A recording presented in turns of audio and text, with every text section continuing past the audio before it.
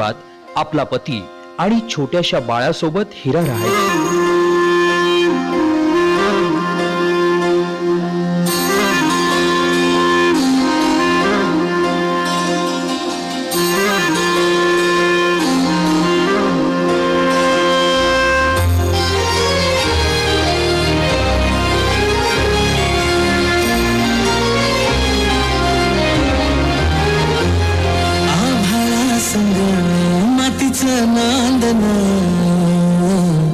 जीव झाला चकवा चांदन, आभाळा संग मातीचं नांदन, जीव झाला चकवा चांदन. दिवसाच दिस त्यात तारया नभामध्ये, दिवसाच दिस त्यात तारया नभामध्ये. हो जगन हे न्यार झालं, जगन हे न्यार झालं,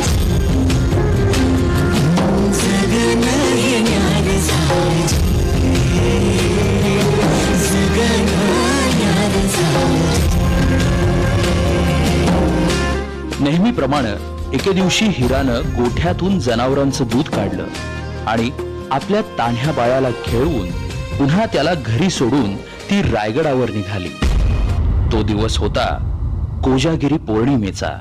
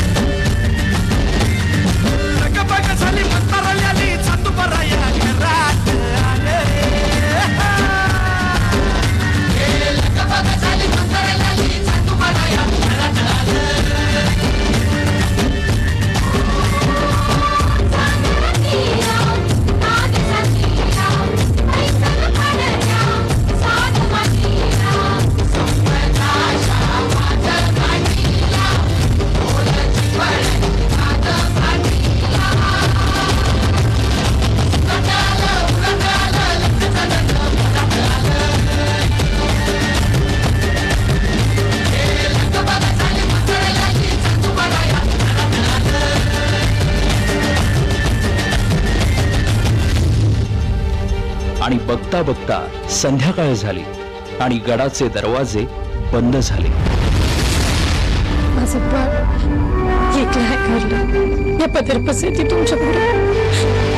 मला जाऊ दे.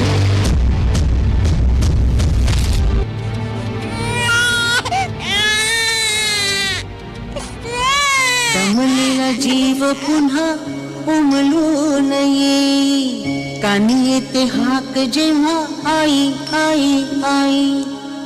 दमलेला जीव पुन्हा उमलून येई, कानी येते हाक जेव्हा आई आई आई आई आई आई आई आई आई. कुठून तरी रस्ता असेल ना, एवढा मोठा गड. असा तो पश्चिमेचा कडा आहे.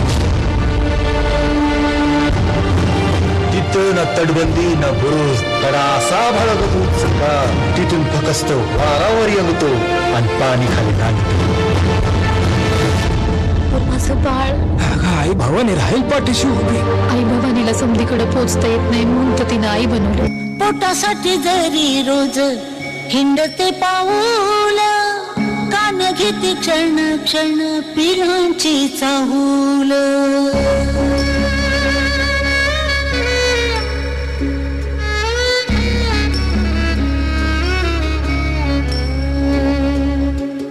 पोटासाठी जरी रोज हिंडते पाऊल, कान घेते क्षण क्षण पिलांची चाहूल.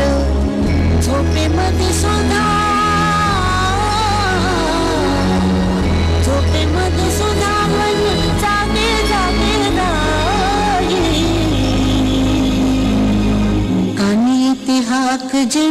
आई आई आई आई आई आई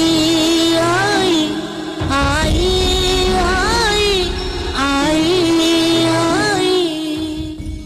राज आज्ञेमुळं दरवाजा उघडणं शक्य नसल्यानं तिचं म्हणणं कुणीच ऐकेना. आता हिराच्या डोळ्यासमोर येत होतं ते म्हणजे तिचं घरी एकटं असलेलं तान्हं बाळ. त्याच्या आठवणीनं व्याकुळ झालेल्या हिरानं किल्ल्याच्या कडावरून खाली उतरण्याचा निर्णय घेतला.